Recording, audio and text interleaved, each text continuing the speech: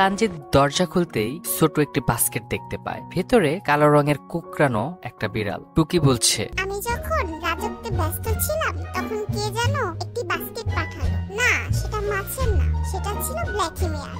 Cynthia বলছে, তানজিৎ তুমি কি জানতে এভাবে ওরা বিড়াল পাঠাবে? এ তো ভয় পুরো কাঁপছে। তানজিৎ বলছে, ভয় পেও না, আজকে থেকে তোমার নাম ব্ল্যাকি মিয়া, আর তুমি আজকে থেকে আমাদের এই পরিবারের একজন সদস্য, আর তুমি হলা টুকির ছোট ভাই। টুকি প্রথম ব্ল্যাকিকে দেখে একটু অবাক হয়ে যায়। টুকি ব্ল্যাকির চারপাশে ঘুরতে থাকে। টুকি বলছে, আমার রাজত্বে নতুন সদস্য মানে হুমকি। আমি ওর গন্ধ নিচ্ছি, চেক করছি, তারপর হাত মারছি। টুকি ফুসফুস করে কিছু একটা বলছে। এই নতুন, হাঁটা শেখো, ঘর চেনো, তারপর আমার সামনে এসো। ব্ল্যাকি বলছে, আমার নাম ব্ল্যাকি মিয়া। আমি আসলে একজন মিয়া, কারণ আমি সব সময় ভয় পাই, এমনকি নিজের ছায়াকেও ভয় পাই। অন্যদিকে রাত্রেবেলা ব্ল্যাকি চুপচাপ ফ্রিজের পাশে যাচ্ছে। হঠাৎ টুকি ধপ করে সামনে এসে নামে। টুকি বলছে, ওই, এটা আমার পাহারা, তুই নবাগত, তোর কাজ হচ্ছে খাঁচায় ঘুমানো। ব্ল্যাকি তো ভয়ে শেষ।